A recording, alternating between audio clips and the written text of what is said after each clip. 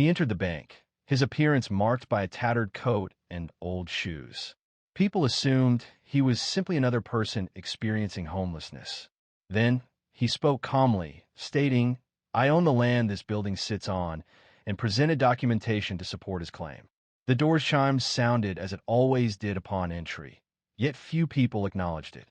They barely glanced up. A few fleeting looks were all it received. One woman subtly shifted her position to observe him before returning to her computer screen. Another took a sip of her coffee and rolled her eyes, murmuring something to the teller beside her. A man entering the space appeared out of sync with the surroundings, not threatening, simply different. The environment consisted of shiny glass, polished tile, and Bluetooth headsets visible behind the counters. This was Morris Coltrane Langston, age 62, with a thick gray beard. His coat was 2 sizes too large, and his jeans suggested a past no one wished to explore. He moved deliberately, not due to age, but with caution. Each step felt significant, as if he were assessing his place within the setting. He approached the counter where Brittany was working. She offered him a brief look. "Sir, a bank card or ID is required for withdrawals," she stated plainly. Morris offered a gentle smile, though it seemed weary. "I don't require a withdrawal. I need to discuss property," he said. Brittany's eyes widened slightly. She glanced at her colleague, who was visibly trying to contain laughter. "Property?" she asked. "Yes," he confirmed. "I believe I own the land this bank is built on." At that moment, the laughter erupted. The message originated from Cliff Yarrow, the assistant branch manager, who had approached, arms crossed. Cliff was a man who displayed his authority prominently. He made no attempt to conceal his amusement. "Sir, I believe you are at the incorrect building," Cliff stated. "This is not the county records office. You cannot simply enter and declare ownership of a bank." "I did not say I own the bank," Maurice responded, his voice quiet. "I said I own the land. There is a distinction." Now, all eyes were upon him. The security guard, identified as Lee, who typically appeared to be checking his phone near the door, stood up straighter and moved forward. Cliff questioned, "Do you have any paperwork to back that up?" Maurice slowly reached into his coat pocket. For a moment, Lee reacted, conditioned by experience to anticipate a potential threat when a black man reached into a pocket. However, Morris's movements were unhurried and non-threatening. He carried the envelope deliberately, as if accustomed to it. He produced a thick, crumpled packet. The pages were yellowed with worn edges, having been folded and unfolded numerous times. At the top, it read, "Franklin Delroy, 1913 land deed." Below that were stamped legal seals and notary signatures. "I've held on to this since my father passed," I said. "And he kept it since his father passed," Maurice added. The deed belonged to a black-owned cooperative that obtained plots throughout this section of Knoxville during the Reconstruction era. I tapped the envelope gently. "This confirms my grandfather did not sell the land. It was leased. Ownership returned to us following a default, though this information was never shared." Brittany's smirk disappeared. Lee stopped scrolling. Cliff cleared his throat. "I believe it's time for you to leave, sir," he stated. "I think it's time someone examines the contents," Maurice said calmly. Then, an unexpected event occurred. A man from the office furthest to the left, John Delgado, the branch manager, emerged. He had been observing through the glass for the preceding few minutes. He requested the documents. Morris provided them immediately. John escorted them back to his office. A period of silence followed, lasting briefly. Subsequently, 5 minutes elapsed, then 10. Eventually, John appeared.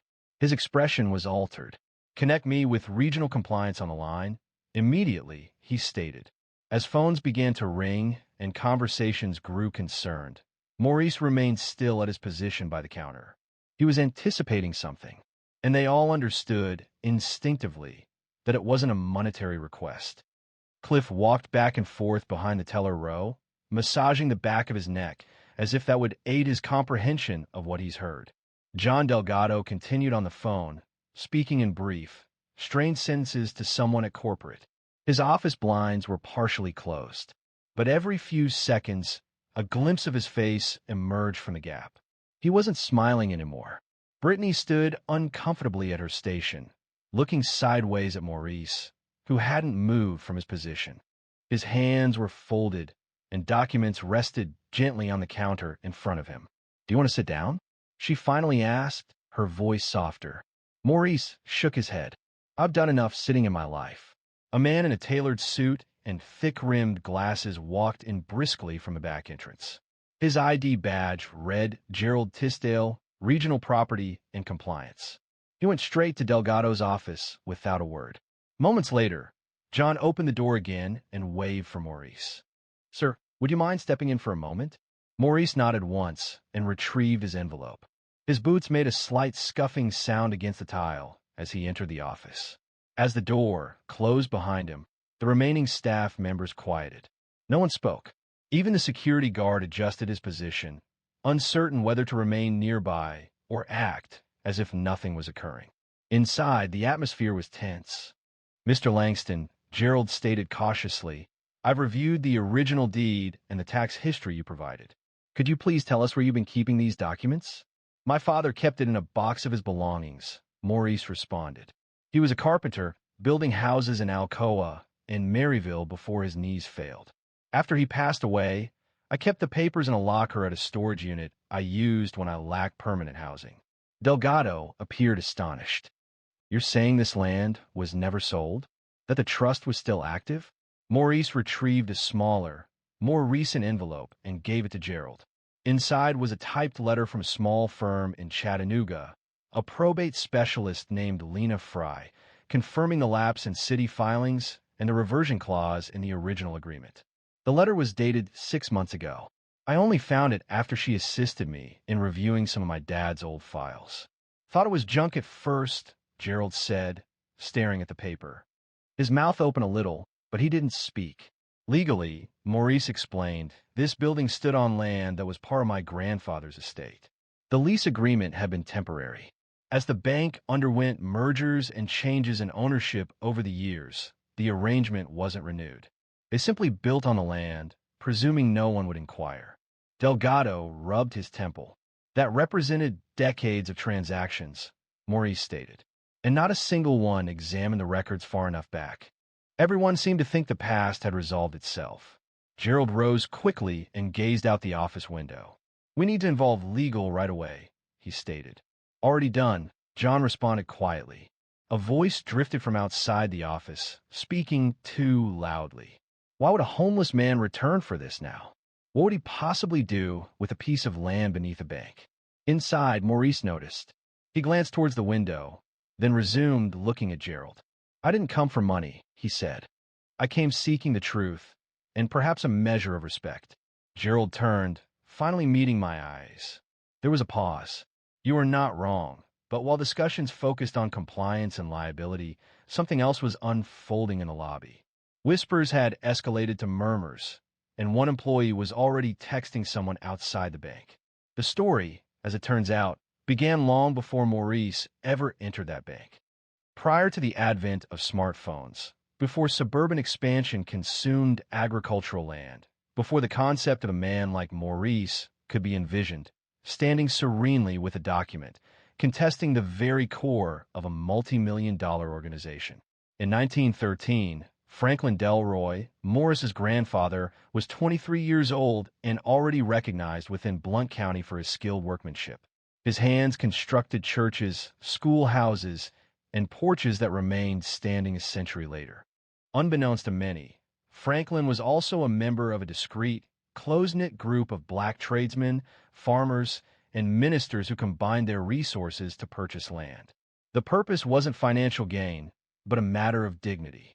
They identified as the East Bluntland Cooperative, and throughout the years, they obtained small plots on the periphery of what was then essentially cow pasture. However, Franklin, ever the visionary, included a specific provision in his deed. Should the land ever undergo development, leasing, or a claim by another party without a sale, ownership would return to his descendants after a specified duration. In 1927, a lumber company made a payment to lease the land for a limited time. Subsequently, a warehouse was constructed, followed by a small credit union. By the 1970s, that credit union had transformed into a regional bank. And when it was acquired again in 2003, all of the original documents were misplaced, overlooked, or lost within the new ownership. The Delroy family was never notified. Franklin was gone by that point. Morris's father, Jasper Langston, attempted to preserve the family's history. However, circumstances grew difficult. Employment opportunities disappeared, and Jasper began drinking. The traditional stories evolved into mere bedtime stories, losing any sense of verifiable truth. Morris recalled sitting on the porch in his youth, listening to his dad describe the plot by the rail tracks that Granddaddy owned. Yet, it held little significance for him. The stories remained just that, stories, until he matured and understood how families like his were frequently excluded from their own history. In 2020, when COVID caused widespread closures and Morris was residing in a church basement in Sevierville, he finally sorted through the last of his father's possessions. Among them, he discovered the original deed carefully wrapped in wax paper, and within it, a small note written in his dad's handwriting. "If you find this, don't let him tell you we didn't leave anything behind." Morris took that note with great importance. He dedicated months to research at the public library. He made trips to the county clerk's office. He consulted with Lena Fry, the probate attorney who remained professional when he shared the story with her. She located the land records and carefully compared parcel numbers, and she verified his findings. The land, now valued at millions, had been leased, not sold. The original clause remained in effect. No legal purchase had ever occurred. Consequently, after years of homelessness, this situation seems quite unusual. Morris entered the building constructed upon his grandfather's land and stated something unexpected.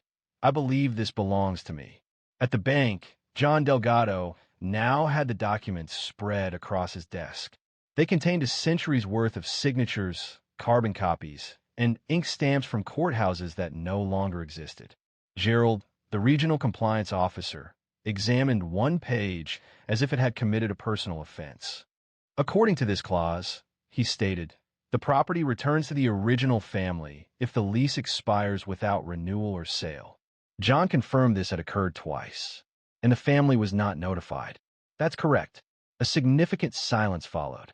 Then Gerald quietly expressed concern, saying, "We're in trouble." Maurice remained seated opposite them, silent. He showed no sign of a smile. However, a sense of calm was evident on his face. It was as if a man had, at long last, joined together all the pieces of a puzzle and possessed the perseverance to complete it. As events aligned within that office, a woman on her lunch break began live streaming the growing disturbance outside the bank. The unfolding situation quickly transcended their internal narrative. The lobby's ambience underwent a change. Initial silent assessment evolved into quiet wonder. The atmosphere then became something different altogether, a palpable sense of nervous anticipation. A teller had moved away from her workspace and was positioned by the coffee machine, appearing to stir sugar while observing the office door as if expecting someone to enter. The security guard had repositioned himself, now standing nearer to Morris's chair, seemingly not for protection, but perhaps to observe.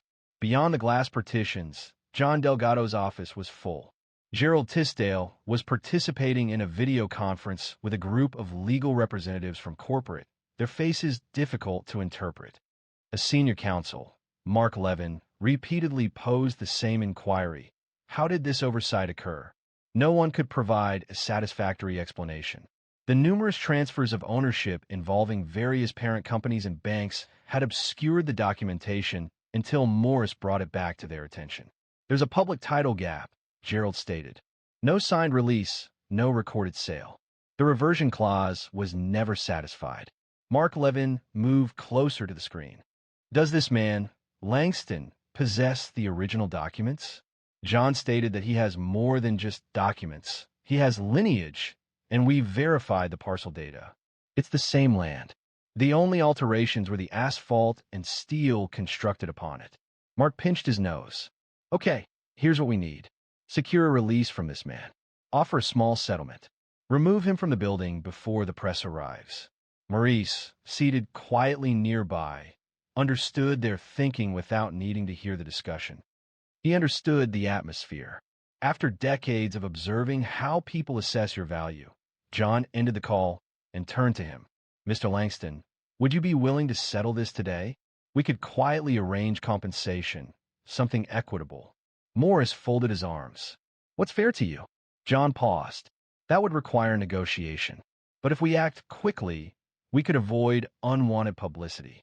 Maurice chuckled softly. Unwanted by whom? John momentarily looked surprised. A knock sounded at the glass door. A woman, identifiable by the local news logo on her lanyard, smiled and raised her phone. Hello. We've received information that someone entered with a land deed asserting ownership of the bank property. May we speak with Mr. Langston? John's face visibly drained. Who informed you? A voice from the lobby murmured. The live streams have exceeded 12,000 viewers. Morris rose to his feet deliberately. There's nothing to be concerned about. I'm not intending to cause a disturbance. Gerald approached. Mr. Langston, please understand that this situation requires careful handling. It would benefit everyone involved if we could maintain discretion. I attempted a subtle approach, Maurice stated. I'm accustomed to quiet. It defined much of my existence. It yielded no progress. A pause settled over the group. Gerald seemed poised to object, but a palpable truth lingered, inescapable. Returning to the lobby, Brittany spoke softly to Maurice. The amusement had vanished from her face. Do you truly possess this? She inquired. I have always possessed it, he replied. The recollection seemed to simply vanish. She lowered her gaze, a hint of embarrassment visible. I'm sorry. Morris's expression eased a little. It's not your fault. You were instructed on how to behave when someone like me enters. The bank's doors opened once more, and 2 additional reporters entered. A man carried a boom microphone over his shoulder. Another began recording with his phone. Cliff attempted to block their entry. This is private property. A reporter responded, observing Maurice. Not for long. As inquiries began from the media, Maurice did not seek attention. He instead glanced back at the familiar envelope he held, the one that held his family's history across generations, and understood it was time for the world to know it. Maurice needed no microphone. He needed no formal announcement. He simply needed to remain where he was. That was sufficient. A reporter, a woman in her 40s named Kimber Rowland from WBR, approached. Mr. Langston, could you verify that you assert ownership of the land the bank occupies? Maurice met her gaze, unwavering. I'm not asserting anything, he stated. I'm presenting facts, and the document in my hand demonstrates what none of you ever took the time to investigate. Kimber nodded thoughtfully, recognizing the significance in his tone. What outcome are you pursuing with this? Maurice didn't respond immediately. He turned to address the increasingly large gathering. There were customers, employees, and security present, with some people watching from the sidewalk. What I'm hoping for, he said finally, is that the next time someone walks in looking like I do, maybe people won't react with amusement first. The silence that followed was palpable. The young man who had been laughing earlier near the coffee machine suddenly looked down at his shoes. Brittany tightened her grip on her ID badge and avoided his gaze. Cliff shifted uncomfortably and cleared his throat. Look, sir, I didn't mean any disrespect. You need to comprehend. We simply weren't prepared. There was laughter. Maurice intervened. You all responded that way. The moment I entered the room, you observed my coat, my shoes, the discoloration on my hands, and you determined I was insignificant. No one spoke. Have you ever considered how many people you're likely to dismiss each day? Moving around here as if you possess all the knowledge. As if you've already assessed someone's narrative merely by viewing their exterior. John Delgado moved ahead, attempting to redirect the situation. Mr. Langston, we are ready to offer a formal apology and begin settlement negotiations. Maurice gave him a drawn-out, weary look. Do you still believe this concerns finances? A teenager with a camera phone murmured to his friend, out of view of the reporters, Dude, this person is really committed. Observe the documents. Kimber, perceiving something more significant, inquired, Where have you been until now? What prompted you to come forward at this time? Maurice sighed, not an annoyance, simply in contemplation. Following my dad's passing, I lost interest in matters of this nature. I was preoccupied with basic survival, taking on sporadic jobs like roofing, welding, and janitorial work whenever available. Maintaining stable housing proved difficult when people avoided direct interaction. I experienced periods of both prosperity and hardship, followed by even more challenging times. He paused. There were nights I slept under bridges and mornings I cleaned the same floors people used to ignore me. However, I never discarded that envelope. The memory of every shelter I stayed in, every town I passed through, remained with me. He held it up gently. It's all I had left from a man who believed we were worth more than people thought. And one day, I simply grew weary of silence. A woman from the crowd spoke softly. You kept the deed all these years? Maurice nodded. 50 years it stayed in our family. Passed from one calloused hand to another, Kimber asked. And what now? He surveyed the bank lobby, his gaze lingering on each employee who had assessed him that morning. What now? He repeated. Now you recall my name. From a corner location, Gerald spoke to John. This is going to be a public relations disaster. However, the individuals within the bank weren't observing Gerald. They were observing Maurice. Truly observing. Some for the first time, as if a barrier had been removed. Not just from his narrative, but from theirs as well. You believed I was unseen? Maurice stated softly. I remained present.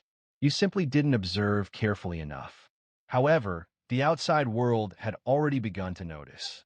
They perceived a man who brought more than just a deed to that building. He carried evidence that dignity isn't derived from affluence. It arises from steadfastly maintaining one's identity. By the following morning, the narrative had spread beyond state lines. Every local news station in Tennessee aired a rendition of it. Some reported inaccuracies. A report suggested Maurice had assumed control of the bank, a claim that proved false. Nevertheless, the message spread. Residents of Blount County, particularly older individuals, began searching through attics and storage boxes, questioning what they might have overlooked. College students shared excerpts online with accompanying text, such as this exemplifies generational theft. To them, Maurice wasn't a news item. He represented an alert and a sign. At the bank, the situation quickly worsened. Legal representatives from the corporation arrived from elsewhere. Security personnel were now joined by local police officers patrolling the parking lot, employed for crowd management. Demonstrators had assembled along the sidewalk, displaying cardboard signs. Their messages included phrases like respect land rights. Not just a deed, a legacy. He was right all along. Maurice hadn't organized the gathering, nor had he requested anyone to attend, yet they came. Inside the building, the atmosphere was tense. Gerald Tisdale was pacing once more, his face flushed as he managed calls from corporate and press liaisons. John Delgado was in his office, with the blinds completely shut, feeling the burden of everything. Maurice was in the break room, drinking coffee from paper cup. Never thought I'd be allowed in here, he remarked, mostly to himself. Kimber Rowland had returned, and her camera crew was filming quietly from the parking lot. She wasn't trying to create problems. She was simply waiting for the story to unfold. That afternoon, a legal representative, Clay Addison, entered the bank. He possessed a clean-shaven appearance, a southern drawl, and wore a silk tie that appeared more valuable than Morris's entire wardrobe. He did not offer a smile. Mr. Langston, Clay began, settling across from him, let me start by saying our firm recognizes the validity of your documentation. We are here to discuss terms. Maurice listened intently, remaining still. You placed our client in a complex situation. We acknowledge the oversight and are ready to present a substantial financial offer for the permanent transfer of ownership. A paper was slid across the table by Clay. Maurice looked at it, then raised his gaze. You believe this is the core issue? He inquired, his voice level. It's a considerable sum, Clay stated. It's a price, Maurice replied, and it doesn't come close to covering what you're attempting to resolve. Clay released a sharp breath. What will be acceptable to you? Maurice leaned forward, composed but resolute. I want a plaque with my grandfather's name displayed out front. I also want the official record corrected with the city, and I want a foundation established in his name, one that provides housing for families who have experienced similar circumstances. Clay blinked. Are you serious? I'm absolutely serious. There's a significant pause. Then Clay said, I will present this to the board. You please do that. Information about the negotiation became public the same day. And when it did, an unforeseen development occurred. People began making donations. People donated online, in person, and by check. One woman from Jackson traveled 2 hours to personally hand Maurice a $20 bill and express her gratitude for him, ensuring they weren't forgotten. The bank subsequently released a brief statement later that week, stating, we recognize the validity of Mr. Maurice Langston's claim and are working in good faith to resolve this matter respectfully. We have deep appreciation for the legacy of Franklin Delroy and the community he helped build. While corporate and sanitized, this statement was unexpected. Regarding Maurice, there was no celebration. No press conference was held. He simply exited the bank one afternoon, carrying the same envelope he had entered with. However, this time he wasn't alone. 3 generations of Delroys stood with him in spirit, and hundreds more supported them. While legal teams assessed expenses and public relations teams prepared announcements, the most important aspect had already transpired. Someone like Maurice had finally been acknowledged, and the narrative was no longer controlled by the bank. It belonged to everyone who had ever been forgotten. The sun shone that morning. Maurice Langston stood in front of the bank again. Now, he wasn't standing on disputed land. He was standing on his grandfather's land, officially recognized by the city of Knoxville as part of the Franklin Delroy Legacy Trust. It wasn't just a name on paper anymore. A new plaque had been installed outside the bank's main entrance, embedded in a small brick pedestal near the sidewalk. Bronze letters, clear and lasting. Dedicated to Franklin Delroy, 1890 to 1954, builder, father, landowner. His legacy endures. Maurice touched it softly. The plaque felt cool beneath his fingertips. He remained silent. Words weren't necessary. A small group had assembled for the unveiling. Community leaders, students from the local university, reporters, and some of the same bank staff who previously ridiculed him were present. Brittany stood at the rear, her hands clasped, attempting to make eye contact with Maurice whenever he turned. This time he succeeded. The foundation he had proposed was already being established. A partnership with a local nonprofit was formed within weeks of the settlement. The Delroy Housing Fund would provide grants to families at risk of homelessness, particularly those who have been disadvantaged by legal complexities and overlooked actions. I didn't desire revenge, Maurice told Kimber Rowland in his final interview. I simply wanted the truth to endure beyond the falsehood. It had taken years to reach this point. For years, he had experienced being overlooked, marginalized, and disregarded. However, the instant he entered through those glass doors, holding a creased envelope and a legacy of suffering, things began to shift. And currently, he was simply a man identified by a name. He had acquired a modest, well-kept house not distant from the outskirts of Alcoa, close to the same areas where his father had previously constructed porches and fences. It wasn't elaborate, merely a neat area, a functional sink, a bed to relax in. Occasionally, he would sit on a plastic chair outside, sipping coffee and greeting children cycling up the slope. On other occasions, he collaborated with local high schools, discussing land ownership, family histories, and the consequences of oblivion with students. Preserve your documents, he advised them. Retain your names. Ensure no one erases your people from the narrative. People now referred to him as Mr. Langston. At times, even Sir, but the designation he valued most was the one his grandfather had attained. Builder. It wasn't about buildings, but about something larger. Legacy. He never anticipated forgiveness from the bank. However, it wasn't necessary. What he required, he received: an acknowledgement, a correction, and the opportunity for those who followed to declare, I belong here too. The bank continued its operations, but the employees carried themselves differently. They engaged with people they had previously overlooked. They posed questions rather than making assumptions. The transformation wasn't flawless, but it represented a meaningful shift. One afternoon, several months following the resolution of events, Brittany approached him outside the community center. "Mr. Langston?" she asked, her voice betraying nervousness. "Yes," he replied. I've been taking night classes. Real estate law." He raised an eyebrow. "Is that so?" he inquired. "After everything that happened, I realized how much I didn't know. About ownership, history, how things get passed down or lost." Morris smiled, slow and genuine. "Good for you." She paused. "I'm sorry for how I treated you that first day." He nodded. An apology wasn't necessary. It was owed to the individual who would next enter. She considered this thoughtfully, responding, "Yes, I will." He retrieved a copy of the original deed, a replica, to be exact, from his coat and gave it to her. "Keep this. Use it in class. Teach someone something." She accepted it with care, as if it were fragile.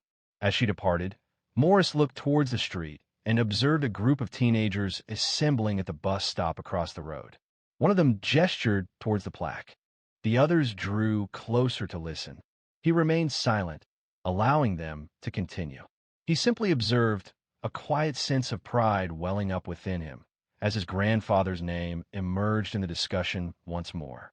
Perhaps that's how genuine transformation truly begins. Not through rage, nor solely through the pursuit of justice, but through remembrance and the bravery to keep it alive. Should you experience a feeling while hearing Morris's narrative, do not hold it back. Spread it. Discuss it. And if there's a family name you haven't mentioned in some time, vocalize it. The impact of legacies endures only when we actively preserve them. Subscribe for more stories that illuminate the true meaning of dignity. A 10-year-old black boy spoke honestly. His teacher publicly embarrassed him before the entire class, but a more significant moment occurred when his father, the mayor, entered the room silently. This incident began immediately following the morning announcements at Oakwood Elementary in Topeka, Kansas. The bell had just sounded, and the noise of chairs moving and students taking their places echoed throughout the classroom. Mrs. Trudy Holbrook was positioned to the front, arms crossed as usual, tapping her pen against the whiteboard. She was a teacher known for her rigid approach, prioritizing rules over warmth. For most students, she was acceptable, strict, but reliable. 10-year-old Malik Jefferson was seated by the window in the third row back. He was one of those students who didn't speak often, but when he did, people paid attention. Not because he was boisterous, but because he always conveyed his thoughts with purpose. He felt a surge of quiet satisfaction that morning. The night before, his dad had held a significant press conference regarding new scholarships for underserved communities. Malik had watched him on television and believed the entire city was now aware of what he already knew. His dad cared. As Mrs. Holbrook reviewed the day's plans, she announced a special visitor would be coming to the school on Friday. She stated that someone from City Hall would be present, adjusting her glasses as she spoke. "They hadn't informed me of the person involved." Malik's hand rose slightly. "Yes, Malik?" she inquired, her tone already showing irritation. "I believe it could be my father," he stated calmly. "He mentioned he was traveling here this week. He holds the position of mayor." The room fell silent. Several children glanced around. One girl murmured, "Wait, is that true?" Mrs. Holbrook looked at him. She then released a brief, abrupt laugh, more of a derisive sound. "Oh, Malik, that's quite imaginative," she remarked, extending the final word as if it were hurtful. He didn't smile, didn't laugh, just sat there, eyes forward. "I'm not making it up," he said softly. "He's Mayor Jefferson," she said, her smile fading. "Malik, this is a place for learning, not for telling stories. If the mayor were your father, I think we'd all know by now, don't you?" The silence was thicker now. Some of the kids shifted in their chairs. A boy in the back let out a quiet laugh. Malik stared at the desk in front of him. His hands remained still in his lap. "Let's focus on the facts, not stories," she stated, and continued the lesson. However, the class was no longer engaged, still processing her previous statement and tone.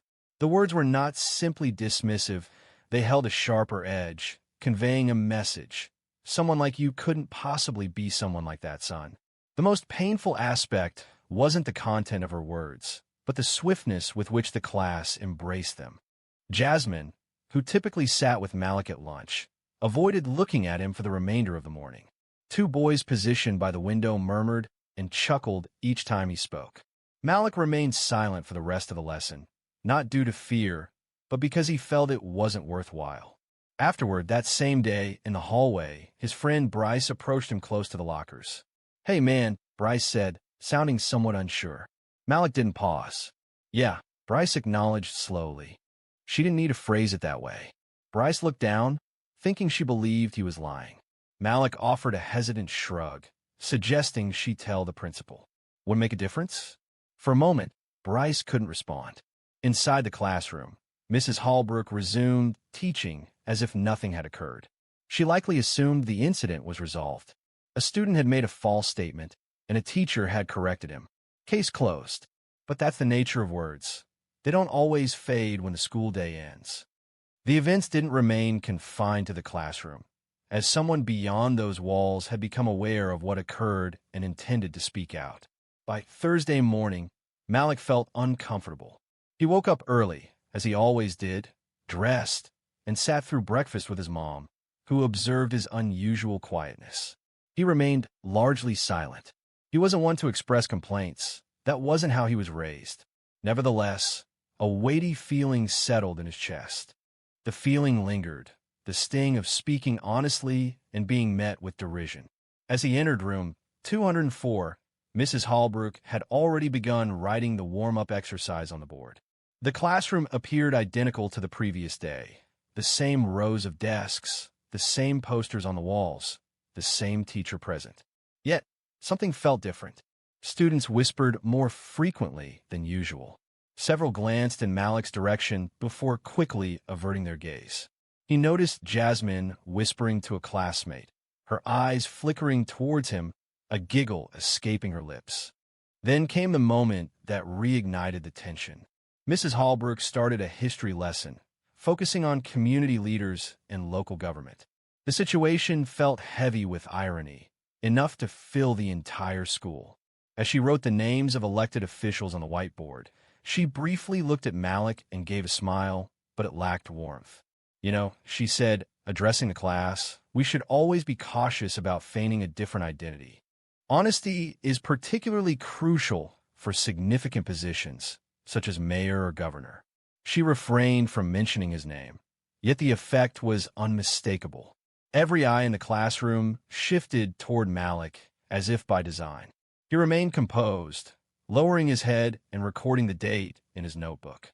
"Let's return to the facts," she continued, her smile unwavering. "It's easy for anyone to claim they're the mayor's child. That assertion isn't enough. Verifiable evidence is what truly matters." A chuckle arose from somewhere in the rear of the classroom. The release was sudden, a brief moment where the pressure gave way. She made no effort to restrain it. In fact, she seemed to find it amusing, as if she's told a perfectly executed jest. However, to Malik, it wasn't a jest. It wasn't an instruction either. It was a disguised humiliation, presented with a formal demeanor and a whiteboard marker in her hand. He tightened his grip on his pencil, not to damage it, merely to maintain composure. Bryce was in the front row, visibly uneasy, his mouth slightly parted as if he had something to say but couldn't articulate it. The remainder of the lesson passed quickly. For the first time, Malik didn't volunteer any answers, didn't offer to read aloud, and didn't even complete the worksheet. During recess, he walked the edge of the playground by himself. No one inquired about his well-being. They were preoccupied with continuing to laugh at the joke. Bryce rejoined him again, close to the jungle gym. "You really should tell someone I did," Malik said. "Who?" "My mom." "Is she going to call the school?" "She told my dad." Bryce blinked. "Wait, the mayor, Malik nodded. There was a pause. "What's he going to do?" Malik looked out past the fence. "He said I should keep showing up." That sounded simple, but it hit hard. Malik didn't need his dad to yell or storm the building. He needed to know someone still believed him. And he did. That afternoon, while students engaged in silent reading, Mrs. Hallbrook introduced the topic of respecting authority. She posed several questions and then stated, "And naturally, we must not pretend to be someone we are not to achieve that authority." Such actions would be dishonest and disrespectful to genuine leaders in our community. She then made eye contact with Malik for a moment that felt deliberate and directed towards him. He looked up at her and then lowered his gaze to his book. Mrs. Holbrook turned away, likely believing the issue was resolved. Perhaps she thought her brief remarks had restored order to the classroom, that the lesson had been conveyed, and her authority reasserted. However, she was unaware that another individual had listened intently and was approaching to ensure the lesson she believed she was imparting would be entirely revised. The dining hall at Oakwood Elementary was a noisy area, not due to disorder, but because of established habits, trays making sounds, chairs scraping, juice boxes opening. But that Thursday, a different sound was present, a sound that lingered around specific tables and focused on one name, as if it were a mark. Malik was seated opposite Bryce at the far end of table 5, pushing the tater tots around on his tray. He hadn't touched his chocolate milk, which was unusual. Typically, it was the first thing he consumed. Bryce spoke softly, drawing closer. People were still discussing it. I'm aware of that. I overheard Ava mention her mother said Mayor Jefferson's son attend a private school. Malik glanced up, his brow raised. Yes, I attend a private school. I only transferred here 2 months ago. My mother wanted me nearer to her workplace. Bryce rubbed his head. I suppose people just prefer to think you're being deceptive. They'd rather believe that than accept that I'm telling the truth. They both looked down the table, where 2 kids were giggling and whispering, glancing back and forth at Malik. One of them, a boy named Derek, leaned over and said, "Just loud enough. Guess anyone can say their dad's the mayor now, huh?" Malik didn't answer. Bryce stood up halfway, then stopped himself. "Not worth it," Malik muttered. The whole room felt colder, even though the sun poured through the windows like any other day, but kids had a way of carrying an echo. A statement, once made, lingered like a marble on a tile surface. It didn't disappear simply because the speaker stopped. Jasmine walked past their table accompanied by 2 friends, and one of them murmured, "He still thinks he's the mayor's kid." That was the instant Bryce rose to his feet. "You'll need to be quiet," he stated, his voice wavering a little. People turned to look. Jasmine appeared surprised briefly, then folded her arms, were merely expressing what everyone is already thinking. Perhaps it was time for everyone to reconsider perspectives like those of Mrs. Holbrook. A noticeable change occurred. Several students visibly reacted, some widening their eyes. A few even murmured quietly amongst themselves. Bryce quickly took a seat, his heart racing. Malik remained silent, simply observing his friend. For the first time that day, a faint smile touched his lips. However, lunch continued. A girl named Kaylee, seated at a nearby table, raised her hand partway and said, "Wait, I saw Mayor Jefferson last year at the ribbon cutting at West Park. Didn't he have a kid with him?" Bryce turned to her. "Yeah, that was Malik." She squinted. His hair was different. It was shorter back then, Malik said, finally speaking up. Kaylee stared at him. A few kids at her table grew quiet. One appeared unsure. Another leaned in and whispered something. Gradually, the doubt started to diminish. The structure remained intact, but it shifted slightly. That's often the beginning. Not with a declaration or an explanation, but with uncertainty, quiet, and absence in the usual sounds. When the bell signaled the end of lunch, Malik took his tray and rose. He didn't hurry, and he didn't droop. He moved with the composure of someone possessing knowledge that others lacked. Bryce followed. As they headed back, passing Mrs. Holbrook's classroom, they observed her standing close to the doorway, talking to a different teacher. She noticed them but didn't smile. She simply observed. For 1 second too long, Bryce looked toward Malik. "She knows your dad's coming, doesn't she?" Malik replied. He said he'd stop by today. They didn't converse much after that. There was nothing further to discuss. Rumors had spread throughout the building, and whether people accepted them was irrelevant, as the truth still had more to reveal about that classroom, because something significant was already unfolding and was nearer than anyone realized. By the time Anthony Jefferson entered his office at City Hall that Thursday morning, his phone had already buzzed twice. Carla, his assistant, was waiting, holding a folder and wearing the concerned expression she reserved for sensitive matters. "It's about Malik," she stated even before he had removed his blazer. Anthony paused. What about him? Carla quietly closed the door. You might want to sit down. He remained standing. She opened the folder, which contained 2 printed emails. One was from another parent concerning an incident in Mrs. Helbrook's classroom. The second message came from the school secretary, a person Anthony had known for years, informing him about a situation where his son was being questioned in front of others by his teacher concerning his family history. Anthony read both messages deliberately, with no visible emotion. He displayed neither anger nor panic. He simply sighed. Carla observed him intently. Should I contact the school? He asked. No, he replied. I will manage it myself. She nodded and departed silently. Anthony paused, his gaze fixed on the city map adorning the wall. He held a significant position. He was the first black mayor Topeka had elected. He had contested diligently for that office, not for the prestige, but driven by a belief in the power of visibility and representation, the conviction that young people like Malik should grow up feeling a sense of belonging. He settled into his chair, reached for his phone, and dialed a number from memory.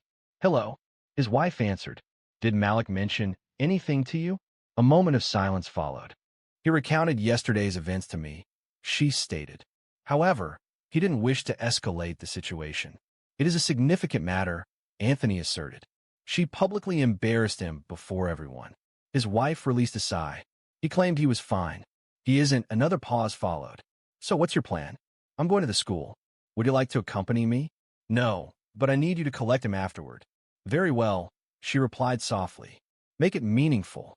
He ended the call, rose, retrieved his navy suit jacket from the back of the chair, and adjusted his tie in the mirror. The situation wasn't intended to be argumentative. He avoided unnecessary disagreements. However, certain teachings required direct interaction. As he exited the building, 2 aides attempted to detain him with urgent requests, but he dismissed them with a courteous yet resolute gesture. This will be brief, he stated. The driver opened the vehicle door for him without prompting. No inquiries were made regarding his destination, yet they understood, judging by his expression, that it held significance. The journey to Oakwood Elementary proceeded in silence. As the car entered the school's visitor lot, several students were concluding recess. He observed Malik across the yard, heading toward the building with another boy. His demeanor appeared more subdued than normal. Anthony did not signal, nor did he speak. He simply watched. He waited in the front office for a brief period as the receptionist placed a call to room 204. She offered him coffee. He refused. After 10 minutes, a hallway aide directed him through the corridor. He proceeded deliberately, not due to apprehension, but to observe his surroundings. He needed time to assess the environment, the kind of world his son experienced while he attended city council meetings and addressed questions from reporters. Before entering room 204, he hesitated. He detected the sounds of a lesson taking place within. He allowed the aide to resume her duties, then carefully turned the handle and opened the door. The lesson abruptly ceased, 30 sets of eyes fixed on the doorway.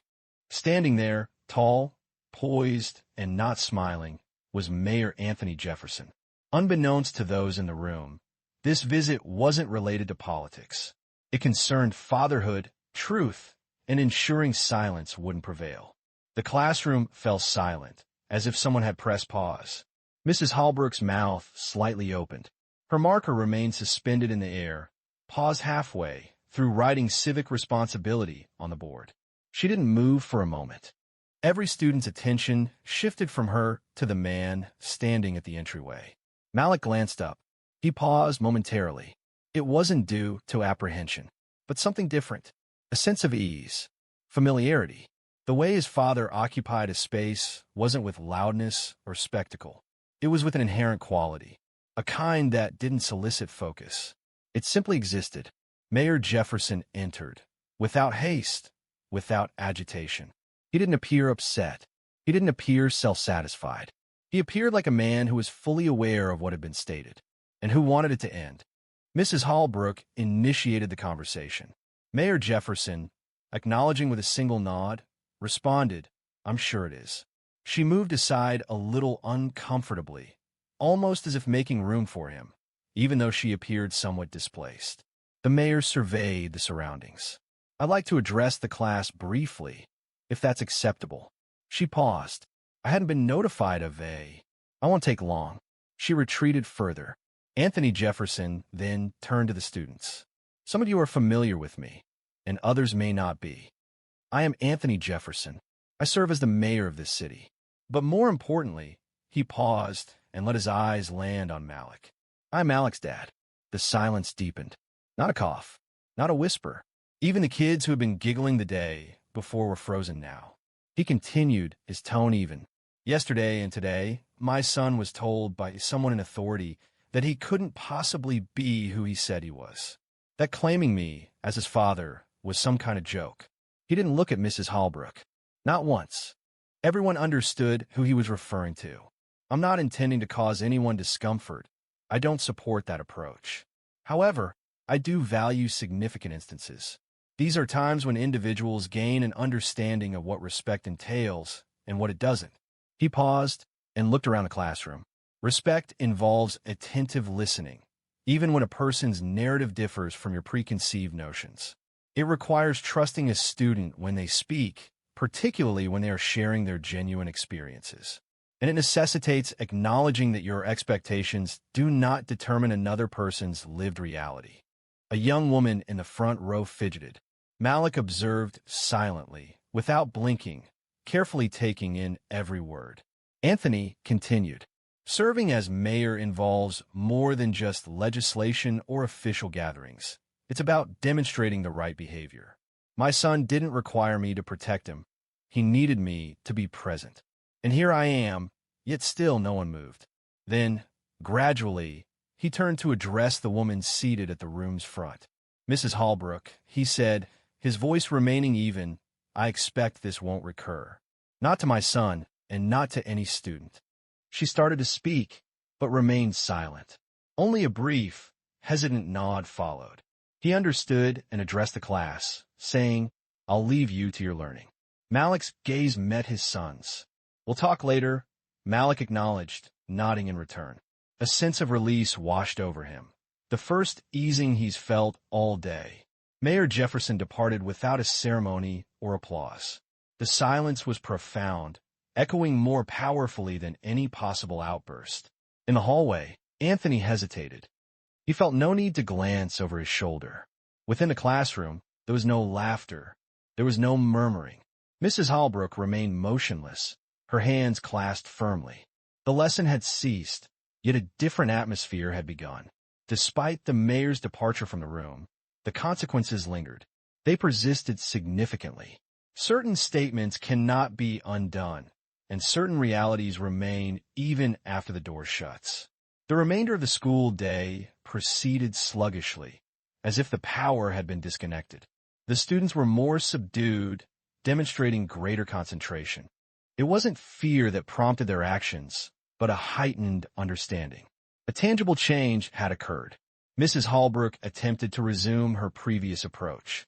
Her tone remained even, yet her hands trembled slightly as she handled the marker. She avoided eye contact, refrained from calling on Malik, and made no further mention of civic responsibility. Malik, meanwhile, adopted a more upright posture. He displayed no smile. He made no effort to demonstrate anything. He simply listened, recorded notes, responded to questions when prompted, as was his usual practice. This time, however, the students were attentive. When the bell signaled the end of class and backpacks were being packed, the students departed more deliberately. Several cast quick looks in Malik's direction as they passed. A few offered a quiet, "See you," or gave subtle nods of acknowledgement. Jasmine paused near the door, appearing as though she desired to speak, but ultimately left with her friends. Bryce remained near Malik's desk. "Are you all right?" Bryce asked. "I'm fine," Malik replied. Then he didn't raise his voice. Bryce affirmed. It wasn't necessary. What resonated most with people was the manner in which Mayor Jefferson entered that classroom, conveyed what was necessary, and departed without raising his voice. There was no yelling, no intimidation, no theatrical display. He simply stated the truth. And truth requires no amplification. It only needs to be spoken. Subsequently that afternoon, Mrs. Holbrook sat alone at her desk as the halls emptied. Her fingers paused above her keyboard, a blank email draft displayed before her. The expression in Anthony Jefferson's eyes lingered in her thoughts. It wasn't anger, nor cruelty, simply disappointment, and a certainty as if he'd witnessed similar actions repeatedly and was weary of them. She replayed her words, not only those spoken to Malik, but those spoken near him about him. The sarcasm, the tone, the incredulity, they now reverberated, prominent and unwelcome. No reprimand had been issued. No public exposure had occurred.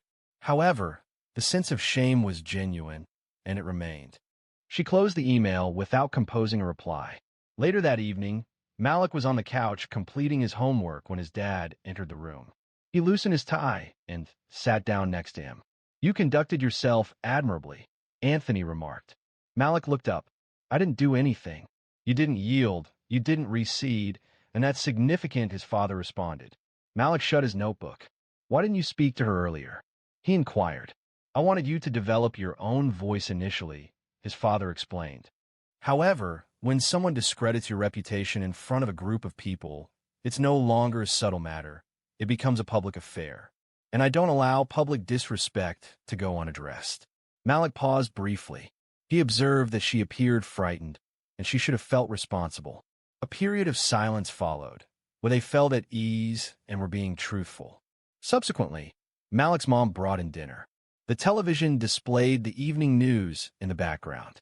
The school remained quiet. There were no announcements or public discussion, but the necessary events had transpired. The following day at school, an altered atmosphere prevailed. It wasn't a miraculous resolution, but a palpable shift. Mrs. Holbrook addressed the class with a more subdued demeanor. She refrained from excessive corrections or a manufactured apology, and the sharpness was absent from her voice. Her eyes no longer expressed frustration when Malik raised his hand. And when he briefly referred to his father in a writing assignment, she remained silent. Malik's classmates gave him more room. Some even showed him a quiet deference, not due to his father's identity, but because of how he had dealt with the situation. Calm, honest, steadfast. These were the qualities that resonated. However, even as the familiar patterns returned, one thing became evident. The truth had been disseminated, and the surrounding hush had finally ceased. The Monday following, the school hallways were as lively as they always were. The sound of sneakers on the floor, the clang of lockers, and the echoes of laughter filled the hallways. Yet, a subtle change had occurred, not only in room 204, but throughout the entire school. Students were no longer speaking about Malik in hushed tones. Instead, they observed him with a different kind of attention, not with the air of legend, not with the amusement of a shared joke, but with the recognition of someone who had faced a challenge head-on and remained steadfast. Malik walked through the hall with Bryce, as was their usual routine. But Bryce was the first to recognize it. Students seemed to make way a bit faster.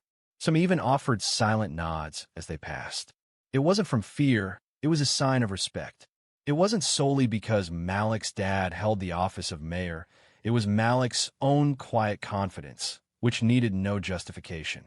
At lunchtime, Jasmine finally went to their table. "Hey," she said, holding her tray. Malik looked up. "Hi." Malik paused. "I just wanted to say, I didn't mean to laugh. I didn't think it was amusing. I don't know." He reassured her. "It's all right," he said. "Just, please don't participate next time." She acknowledged him, seeming slightly ashamed, and left. That's the nature of change. It doesn't always manifest as a significant event. Occasionally, it comes through uncomfortable dialogues and understated choices. Mrs. Holbrook never issued a formal apology. However, during the subsequent week, she began phrasing her inquiries differently. She included Malik more frequently. She smiled, but not with that rigid, artificial expression. It was presented in a manner suggesting an attempt at improvement, even without expressing it verbally. She also sent a handwritten, brief note home at the end of the week. Malik continues to contribute insight and maturity to the classroom. Thank you for raising such a respectful young man. His father read it in the kitchen and remained silent. He simply handed it to Malik and offered a quiet nod of approval. In the weeks that followed, Malik's name was no longer solely connected to his father. Children began sharing stories about how he consistently provided the best answers in science class. They recalled how he assisted Ava in locating her missing library book. They noted how he defended a third grader who had dropped his tray in the lunchroom.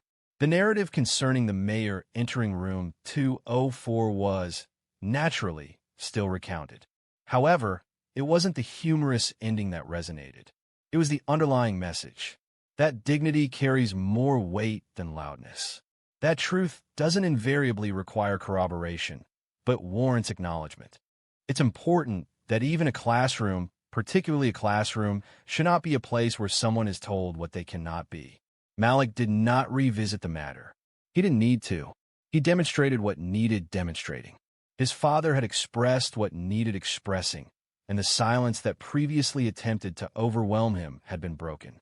Several weeks later, during an assembly concerning leadership, the principal highlighted the significance of presence. She refrained from naming anyone, yet all those seated in the folding chairs understood the subject of her remarks. Prior to their departure that afternoon, Bryce turned to Malik and quietly said, "You know she was referencing you, correct?" Malik offered a slight shrug. "Perhaps." Bryce smiled. "The next occasion someone accuses you of dishonesty, I'm merely gesturing towards the door and anticipating your dad's arrival." Malik chuckled. "No way. Next time, I'll address it personally." And he was sincere. While his dad had walked in that day to say what needed to be said, Malik had done something even harder. He stayed. He sat through the laughter, the whispers, the weight of being doubted. And he never faltered. And that kind of strength doesn't come from titles or headlines. It comes from knowing who you are, even when someone else tries to rewrite your story. Some bruises fade, but lessons, the ones worth remembering, they last a lifetime. If this story resonated with you, please subscribe and share it with someone who would benefit from hearing it. Stories like this are important, as respect, identity, and truth should never be compromised. In a park, she performed a life-saving act for someone she didn't know. 3 hours passed, and then 5 high-end automobiles arrived at her residence. The subsequent events rendered her utterly stunned. 20 years. That was the duration of Denise Lattimore's service to that hospital. She wasn't simply a nurse, she was the nurse. The one they consulted when situations became critical. The one who eagerly accepted the less desirable shifts. Holidays, weekends, overnight assignments. Denise was consistently present. And then, abruptly, she ceased her service. The electronic message arrived at 6:42 a.m. While she was sipping her first cup of coffee, her shift wasn't supposed to start until 7:30. There was no meeting, no call. Just a subject line that read position status update. She clicked it and read, "We regret to inform you that due to internal restructuring, your position has been terminated effective immediately. Your final paycheck will be deposited by the end of the week. We thank you for your years of service." That was it. No signature, no explanation. Denise watched the screen, anticipating additional information. A follow-up, a phone number. Anything, nothing. She blinked, shut the laptop, and remained still. Her daughter, Mecca, was still asleep upstairs. The last thing Denise desired was for her to awaken and observe her mother falling apart before 7 a.m. Denise placed the coffee mug in the sink and stood for a full minute with her hands braced on the counter. She didn't cry. Not yet. She grabbed her keys, slipped on her running shoes, and left a note on the table. Went for a walk. "Be back soon. Love you." She didn't even bother to change out of her scrubs. She walked out the door and headed for Avondale Park, one of the oldest in Birmingham. It was quiet this time of morning. Just a few regulars walking their dogs, a jogger here and there. Denise wasn't sure what she was doing. She hadn't planned this walk. She hadn't planned anything. A weight settled in her chest, a feeling she needed to process. The phrases from the email echoed in her mind. "We regret to inform you." She considered it harsh, not just the dismissal, but the moment it occurred. Her daughter had recently begun her studies at Miles College. Tuition payments were approaching, and Denise had been striving to manage every dollar to cover expenses. There had been no prior notice, no meeting, no warning, simply a formal, impersonal message. She walked until her calves ached. She located a bench overlooking the small lake and sat down. Her phone vibrated. It was Mecca. "Hey, Mom, everything okay?" It read. "Didn't hear you leave." Denise looked at the message. She began to type a reply. Deleted it. Typed another. "Yeah, I'm fine. Just needed air. Love you." She set the phone down and leaned back against the bench. The sky was a gentle, early blue, the kind of color that could make you momentarily forget how difficult life can be. "I gave them everything," she murmured, not realizing she had spoken aloud. To anyone else observing, she appeared like just another woman taking a morning walk. But internally, Denise was falling apart, not solely due to the job loss, but from the silence that followed. No one from the hospital contacted her. No one sent a message. 20 years, and not a single farewell. She rubbed her eyes.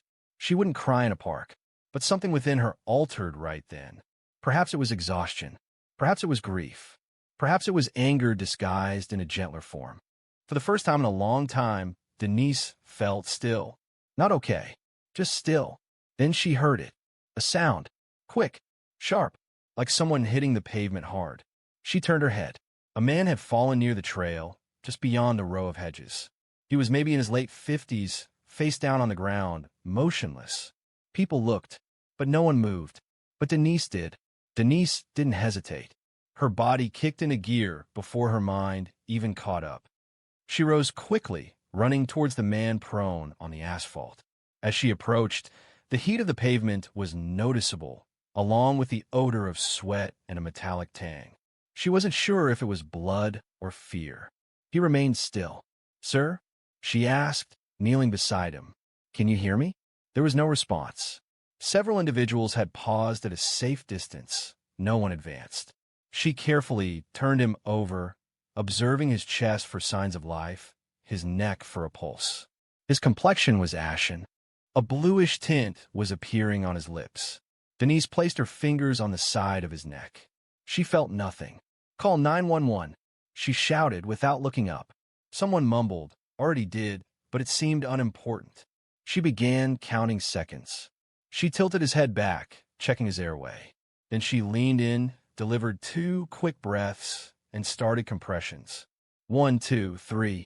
Her hands moved as if she's done this many times before. But this wasn't a training dummy. This was real. This was a matter of life or death. An audience observed, whispering and recording with their phones. However, their presence was insignificant. It was solely about her and him, and the sound of her hands striking his chest. "Come on," she murmured. "Don't you dare give up." He appeared to be in his mid-50s, dressed in a fitted black workout set, with a wedding ring and an Apple Watch. He seemed like the type of man who should be too healthy to collapse in public. But hearts are not governed by appearances. 1 minute passed, then 2. Denise felt sweat soaking through her scrubs, her hair plastered to her forehead. Her arms were sore, and her back throbbed.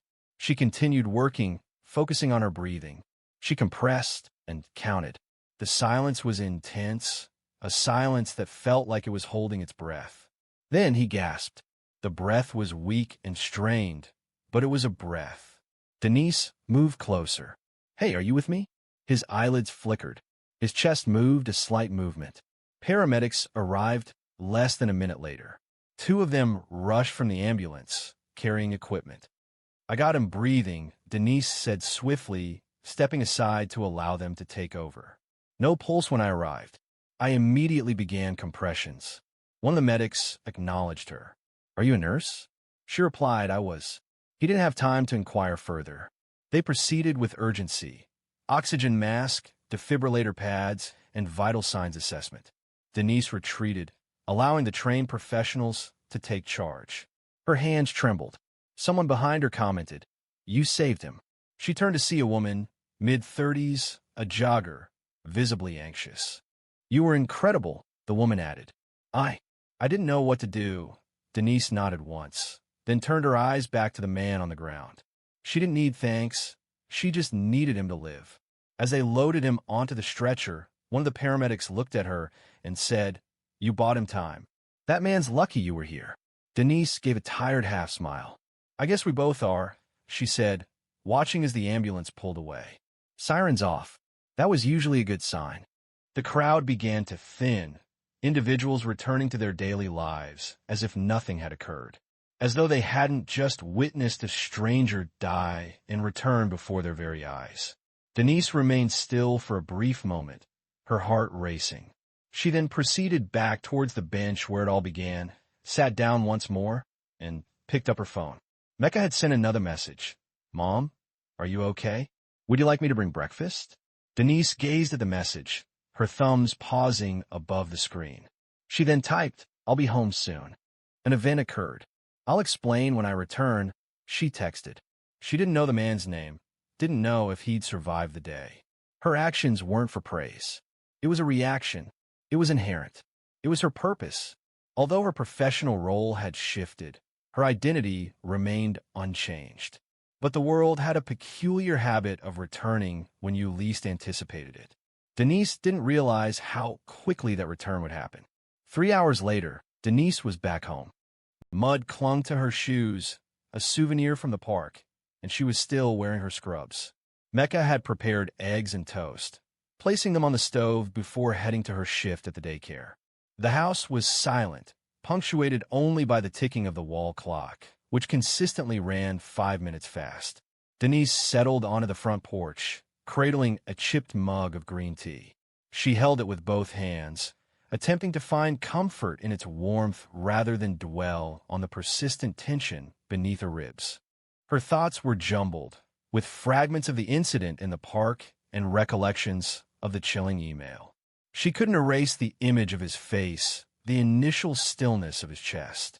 She remembered the moment she felt a return of life under her hands. She had witnessed people flatline previously, but this felt deeply personal. She took a deliberate sip, then she registered the sound. Engines, several of them.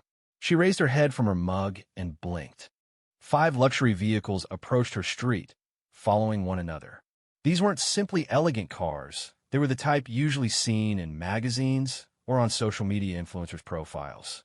Among them was a Lucid Air, a Mercedes Maybach, a matte black Escalade reflecting the afternoon light, a Rolls-Royce Ghost, and trailing behind, a sleek Aston Martin that emitted a distinct, almost living sound. The vehicles decelerated and halted directly in front of her house. A peculiar sensation arose within her, not fear precisely, but a more profound feeling, a quiet prompting.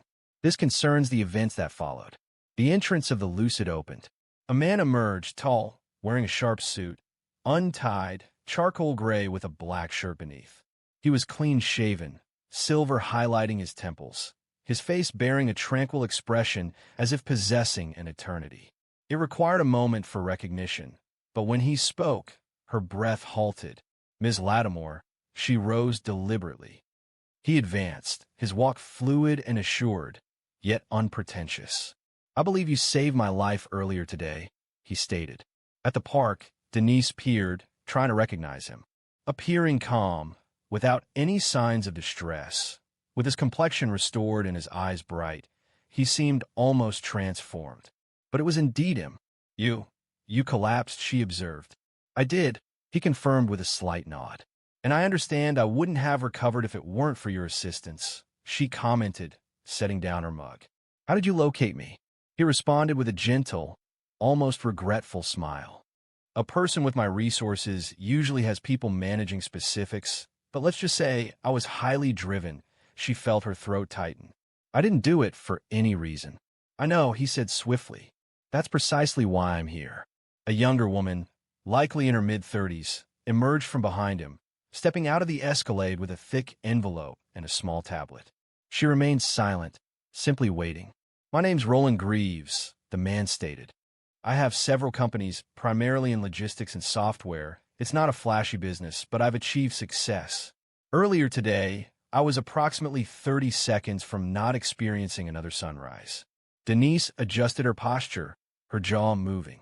She wasn't certain of the direction this conversation would take, but it felt significant. "I want to speak with you," Roland stated. "Just 5 minutes. I'm not here to offer you a product or create a disturbance, but I have a debt I'm unsure how to resolve."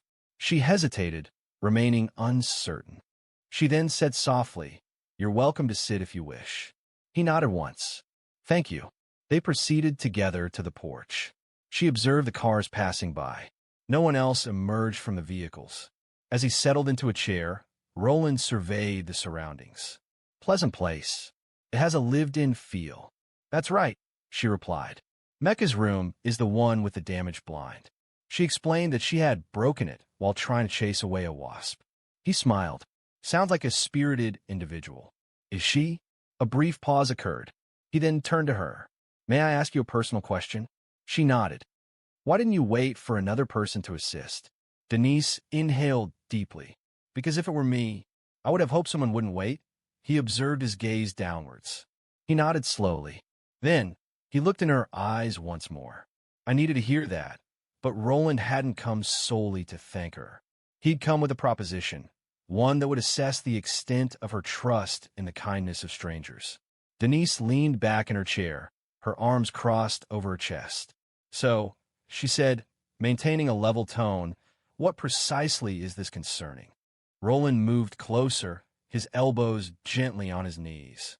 "You gave me 12 minutes of your time, and in those 12 minutes you didn't pause. You didn't inquire who I was or what I might provide. You simply defended me." Denise remained silent. She wasn't swayed by words. She's heard numerous eloquent presentations at hospital fundraisers and board meetings. This felt distinct, but she still didn't understand his direction. "I established a company from nothing," he stated. "It began in a garage in Baton Rouge. My first product was shipped from a rented storage unit. I navigated through losses, lawsuits, and everything in between. Now I have 500 employees and the ability to set my own guidelines." He paused. "But despite all of that, I've never encountered someone helping me without expecting something in return. Not since my mother. That sort of generosity. It alters your viewpoint." Denise observed him intently. "So, what exactly are you proposing, Mr. Greaves?" "I'm not seeking assistance." He raised a hand. "Nor am I. I'm not attempting to provide a rescue. I'm aiming to make an investment." She frowned slightly. "I researched your background," he continued. "After my assistant located the incident report, I requested your employment history. Hope you aren't upset." Denise gave a humorless laugh. "I'm accustomed to people investigating my affairs. This week has been filled with new experiences." Roland smiled. "You were the most sought-after nurse in your department. There were notes from patients in the files about you. One woman mentioned that you were the reason she was able to get out of bed following her surgery. She also threw a shoe at me when I instructed her to perform her breathing exercises." He laughed. "Nevertheless, she recalled you fondly." Then he retrieved something from his pocket. It was small, square, and black. He set on the arm of her chair. "A key fob." "What is that?" she inquired, looking at it but not touching it. "It's for one of the cars parked outside," he said. "The Lucid. Brand new. It's yours if you'd like it." Denise paused, studying it. "Are you serious?" she asked. "As a second heart attack," he replied, only partially teasing. She didn't take the key. "Why me?" she questioned. "I don't know many people like you," he stated plainly, "and I've been thinking lately. I want to surround myself with people who move toward the problem, not away from it. People who act without needing a reason." He looked at her, his expression gentling. "So I'd like to offer you a job." Denise blinked. He continued, "I'm launching a new initiative. A wellness foundation linked to our company, focused on underserved communities, free clinics, training programs, and mental health outreach. Needs assistance. Funding is available, but we lack the personnel to establish it. We require someone with your expertise to help build it. Someone who understands the system's complexities and knows what individuals truly need." He paused. "You would be director of clinical programs, responsible for setting the strategic direction and building your own team. The compensation is excellent, with full benefits. And you would have the autonomy to shape the foundation." She stared at him, speechless. "Alternatively," he suggested softly, "you're allowed to decline." I will still provide the vehicle. I will still express my gratitude. However, if you accept, I believe we have the potential to create something substantial." A pause settled between them, but it lacked tension. At length, Denise inquired, "What would motivate you to entrust such a significant duty to someone you have only just met?" Roland remained composed, stating, "Because occasionally, the instance in which someone rescues your life reveals that they are the individual you were meant to have known from the beginning." Denise found herself at a loss for words. She glanced at the key fob once more. Then, she looked at him. "You'll give me time to think. Take as long as you want. Just know this. I didn't come here to reward you. I came because I think the world needs more people like you making decisions that matter."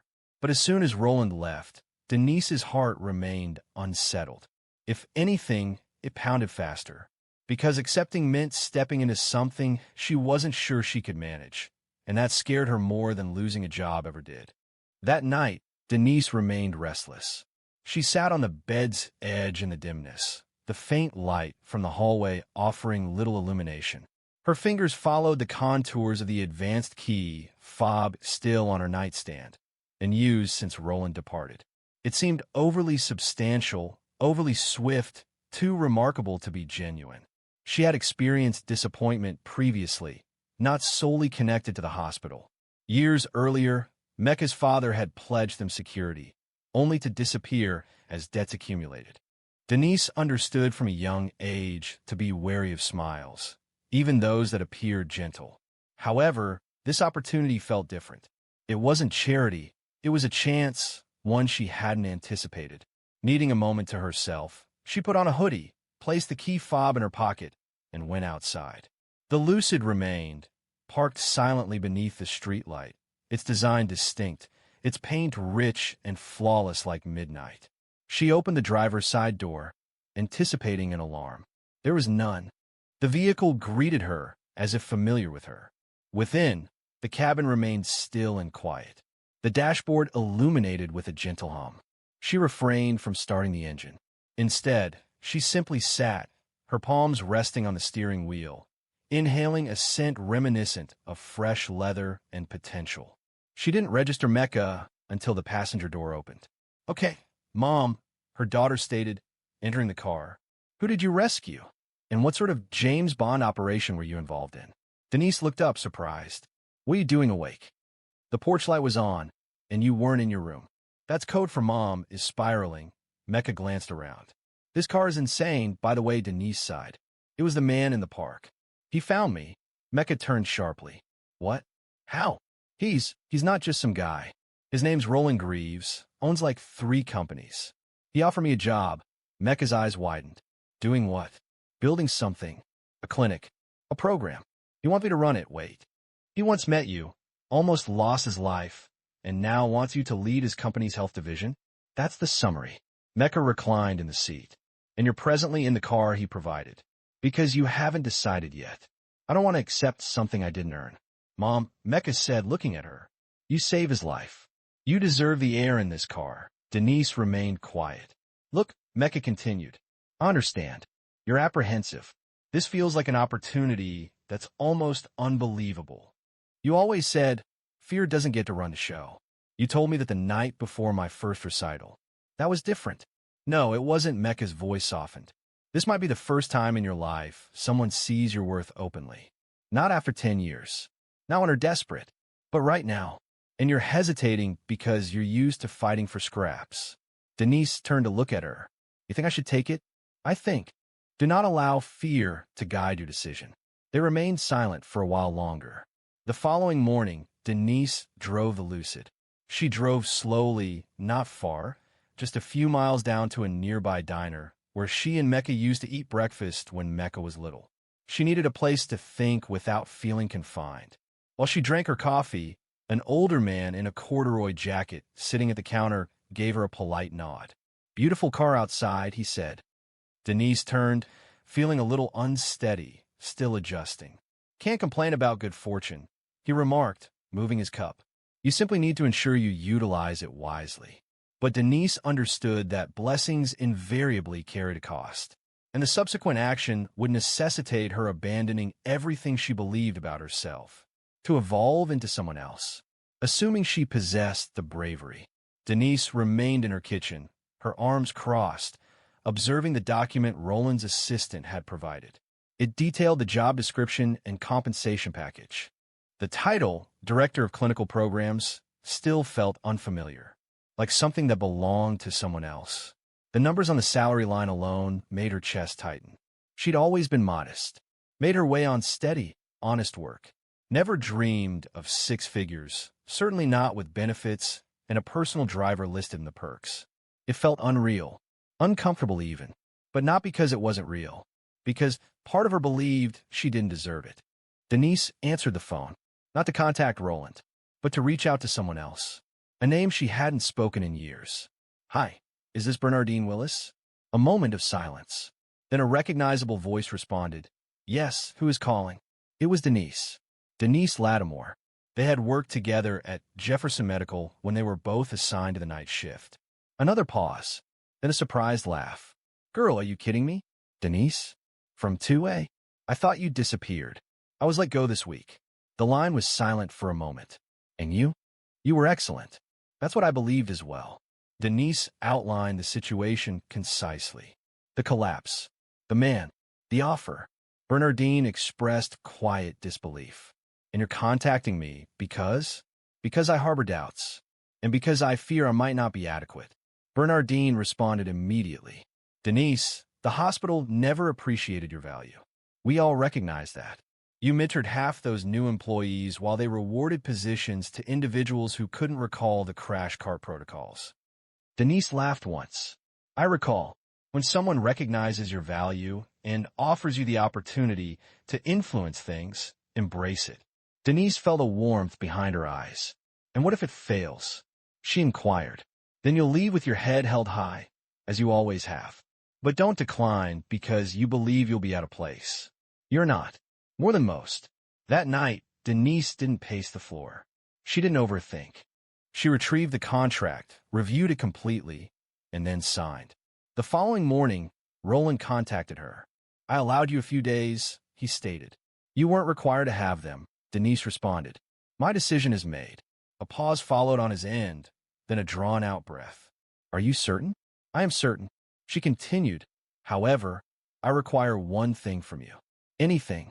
She clarified, "I don't want to be a token hire. I don't want you to showcase me as your feel-good project. If I am joining, I'm coming to work. I will build the team. I will call the shots." Roland's voice became serious. "That's precisely why I wanted you," he said. And with a chuckle, he added, "I'm not addressing you as sir." "Deal," he concluded. A meeting was scheduled for Monday.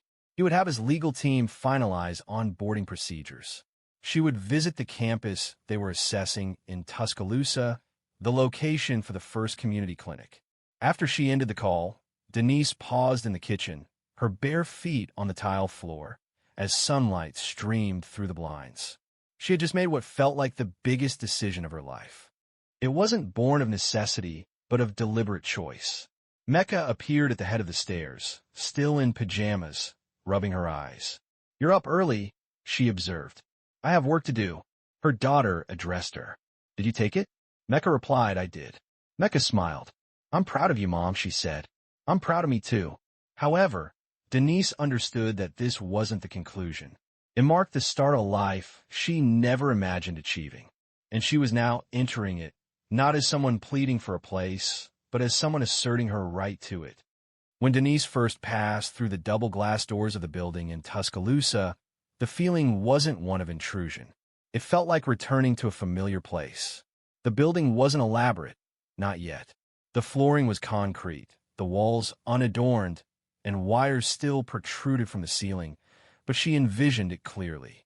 She saw the intake desk positioned to the right, a children's play area directly opposite, consultation rooms extending along the rear hallway, a location where care would not be a luxury. It would be commonplace. Roland entered, carrying rolled-up blueprints beneath one arm and a coffee in the other. He gave it to her silently. She smiled and accepted it. "Day one," he stated. "More like step one," she responded. During the subsequent weeks, Denise began her work. She sought out not only former colleagues, but also individuals who had been overlooked, underutilized, and undervalued. This included nurses, aides, translators, and even a former janitor who desired to learn administrative tasks. Denise possessed the ability to nurture potential, training those with the willingness to learn. Her focus wasn't constructing a clinic, it was cultivating a culture. Each morning, she drove the same car, a gift from Lucid Greaves, not to display it, but to recall the origins of her work. It was a reminder of that pivotal moment in the park, hands placed on a stranger's chest, desperately hoping to detect a heartbeat. After 6 months, the clinic quietly opened its doors, without fanfare or publicity, simply relying on patience. A woman accompanied by her 2 children, who had not received medical care in 3 years. A man with uncontrolled diabetes, a teenager seeking assistance with anxiety. Denise welcomed each individual as if they were old friends. There were no barriers of paperwork or procedure, just compassionate care. One afternoon, while she was revising intake protocols at her desk, her receptionist softly knocked on the open door and announced, "There's someone here requesting to see you." Without a name given, Denise entered the lobby and paused, visibly surprised. He was the man from the park. Roland had visited, sure, but this wasn't him. This was the man she'd knelt beside, whose chest she compressed until life returned. Dressed in a simple navy sweater and jeans, with a quiet smile that conveyed something deeper than words. "I never thanked you properly," he said. "You did more than enough." He walked over slowly, pulled something from his pocket. A small, flat velvet box. Denise shook her head. "If that's jewelry, I swear I'll toss it right back." He laughed. "No, it's not jewelry." She opened the box. Inside was a bronze medallion, etched with an emblem she didn't recognize. "It's from my mother's side," he said. "Passed down 3 generations. My grandmother gave it to my mom when she became the first black woman in her district to run a public health clinic." Denise's fingers closed gently around it. "I think she'd have wanted you to have it." She swallowed hard. "I'm not family." "You're exactly what family looks like," he said softly. "At least the kind that saves lives." Later that night, Denise sat on her porch again.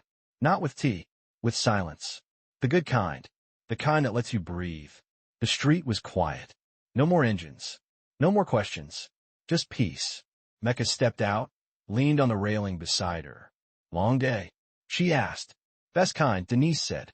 They sat together, watching the sky turn purple over the rooftops. After a long pause, Mecca said, "It's funny. What is? How you save a life, and somehow it ended up saving yours too." Denise didn't reply. She didn't need to, because she understood now. Some moments fundamentally alter everything. Not because they're dramatic or widely known, but because they reveal your true character when you are alone. And when you act from love, without any expectation of reward, sometimes life responds in an unexpected way. Should you find yourself in a situation where your efforts feel unseen and your work goes unrecognized, please recall this. Gratitude may not always be expressed openly, but it remains. And when it does reappear, it can be more significant than you could have foreseen. If this story resonated with you, please share it with someone who could benefit from hearing it. And if you haven't already, please subscribe. We have more stories similar to this that demonstrate the profound impact of a single positive decision.